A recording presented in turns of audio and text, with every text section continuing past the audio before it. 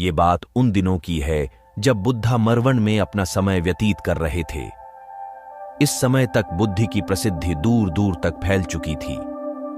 बहुत दूर दूर से लोग अपनी चिंताओं और परेशानियों का समाधान खोजने के लिए बुद्ध के पास आते थे। ऐसे ही एक दिन जब बुद्धा मरवन में अपने शिष्यों को प्रवचन दे रहे थे तो एक व्यक्ति अपने 21 वर्ष के पुत्र को अपने साथ लिए बुद्ध की तरफ चला आ रहा था। जब वह प्रवचन स्थल के पास पहुंच गए तो बुद्ध ने एक नजर उन पर डाली और इशारे से बैठने के लिए कहा। जब प्रवचन समाप्त हो गया और सभी लोग वहां से चले गए तो बुद्ध ने उस व्यक्ति को अपने पास बुलाया और बैठने के लिए कहा।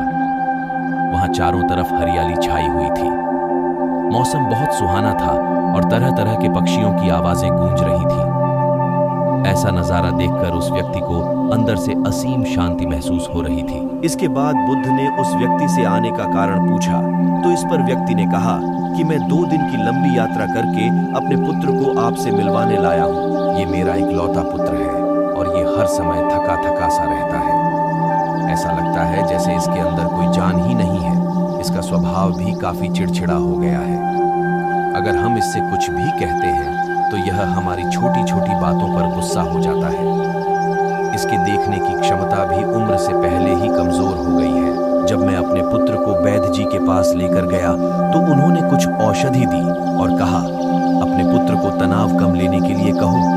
वो अपने दिमाग में बहुत अधिक तनाव लेता है, इसलिए उसकी ऐसी हालत हो गई है। लेकिन मुझे उनके बहुत समझाने के बाद भी तनाव का मतलब समझ नहीं आया।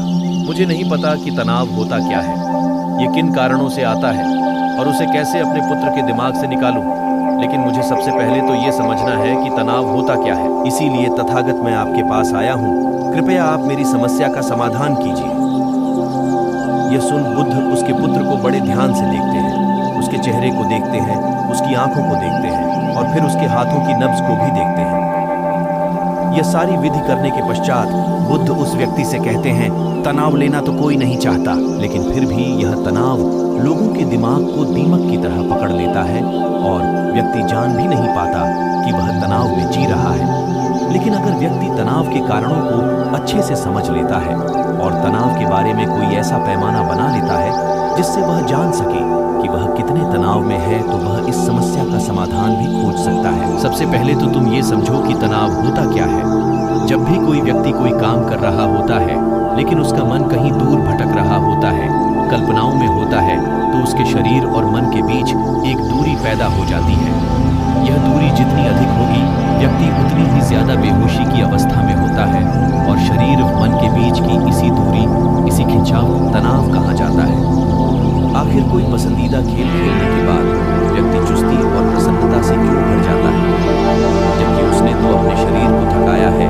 लेकिन समझने वाली बात यह है कि खेलते समय मन और शरीर एक साथ पूरी तरह से उस खेल में केंद्रित होते हैं, जिससे शरीर और मन के बीच दूरी पैदा नहीं होती और कोई तनाव पैदा नहीं होता। और अगर दिमाग में कोई तनाव था भी तो वो भी दूर हो जाता है।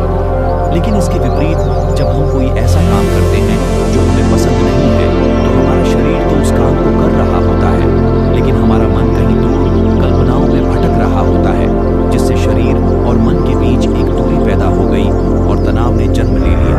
इसीलिए व्यक्ति को एक समय पर सिर्फ एक ही काम करना चाहिए और अपने तन और मन की सारी शक्ति उसी एक काम पर लगा देनी चाहिए, जिससे व्यक्ति के अंदर तनाव पैदा ही ना हो। इसके बाद बुद्ध ने कहा तनाव पैदा होने के मुख्य 8 कारण होते हैं और जिसने इन कारणों को समझ लिया वो जीवन भर तनाव मुक्त रह सकता है।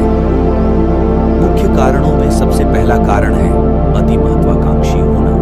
महत्वाकांक्षी होना अच्छी बात है, लेकिन क्या कभी आपने इस बात पर ध्यान दिया है कि इंसान के लक्ष्य कभी पूरे ही नहीं होते। उसका एक लक्ष्य पूरा हुआ नहीं कि वह दूसरे की तरफ भागने लगता है।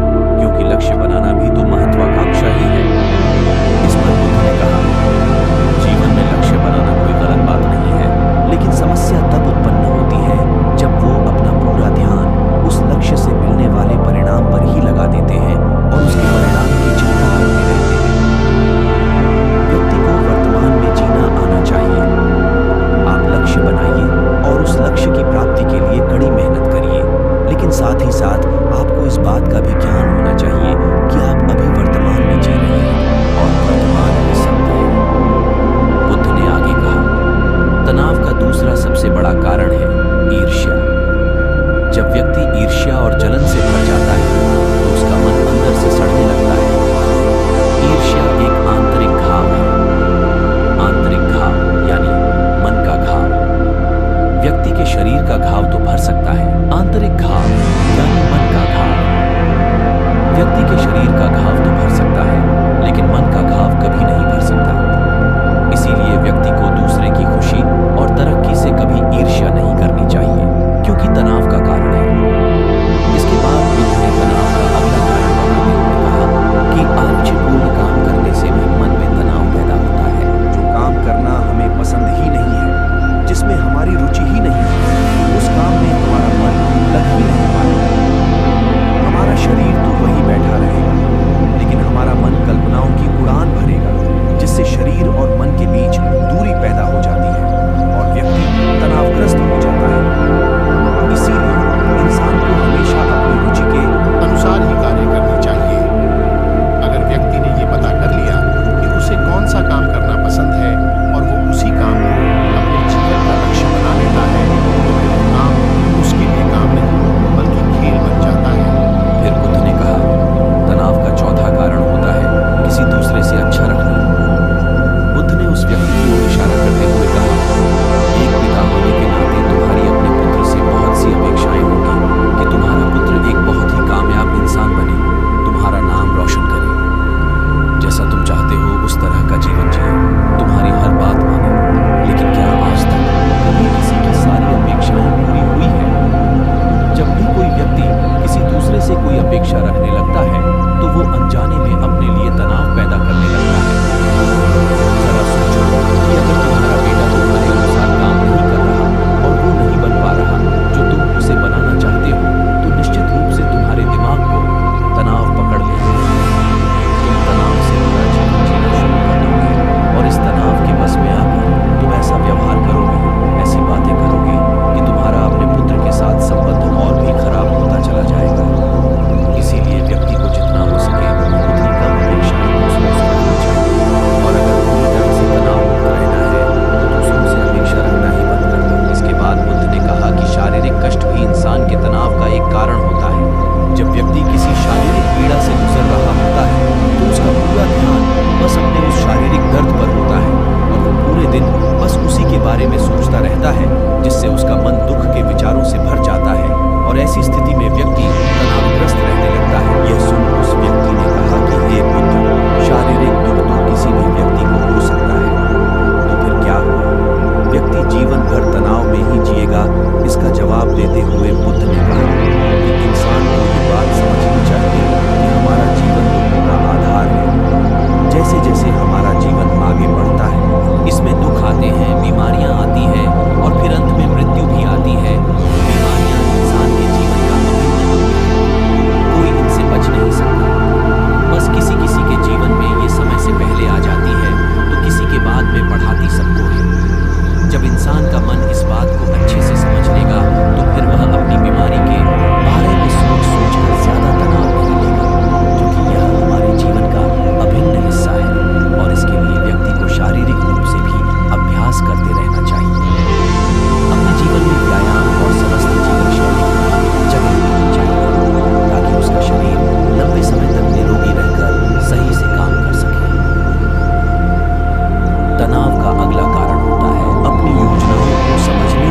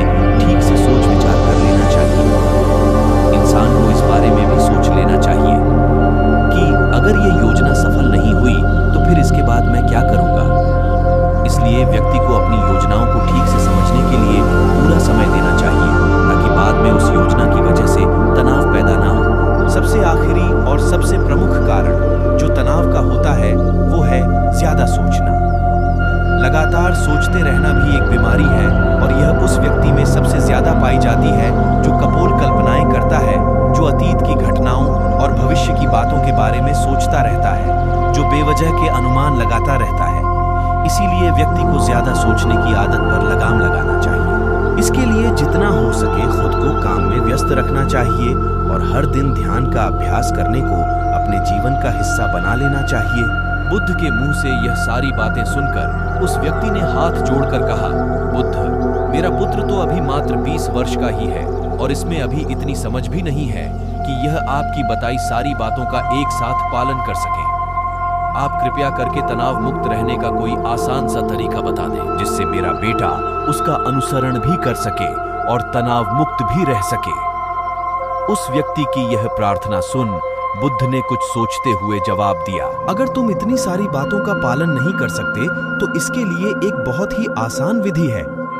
तुम एक बार मैं एक काम को करने पर ध्यान लगाओ। उस समय पर सिर्फ उसी काम को करो, सिर्फ उस पर अपना पूरा ध्यान लगाओ और अगर तुम्हारा मन इधर उधर भटक जाता है तो जैसे ही तुम्हें याद आए उसे वापस फिर उसी काम में लगा दो।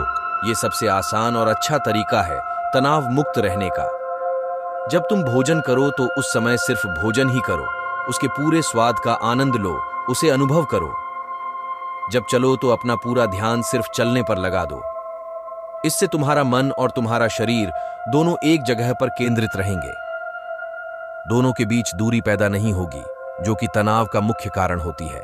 दोस्तों, आज की युवा पीढ़ी एक ही समय पर 2-2, 3-3 काम करने की आदी हो चुकी है, जैसे फोन पर बात करते हुए गाड़ी चलाना, खाना खाते हुए टीवी देखना या फोन चलाना। और फिर इनकी शिकायत रहती है कि मैं तनाव में जी रहा हूं, मेरा मन शांत नहीं रहता है, मैं चिड़चिड़ा सा हो गया हूं। जब कोई व्यक्ति एक ही समय पर 3-3 काम करेगा तो तनाव पैदा होना तो स्वाभाविक है, क्योंकि दिमाग तो एक समय पर पूरा ध्यान लगाकर सिर्फ एक ही काम कर सकता है। पूर्ण रूप से एक ही समय पर 2 कामों पर ध्यान कभी नहीं लग सकता। इसीलिए जहां तक संभव हो सके एक समय पर सिर्फ एक ही काम करने का प्रयास करें, वो भी पूरे ध्यान के साथ। दोस्तों, आशा करता हूं कि आपको इस स्टोरी से काफी कुछ सीखने को मिला होगा। धन्यवाद।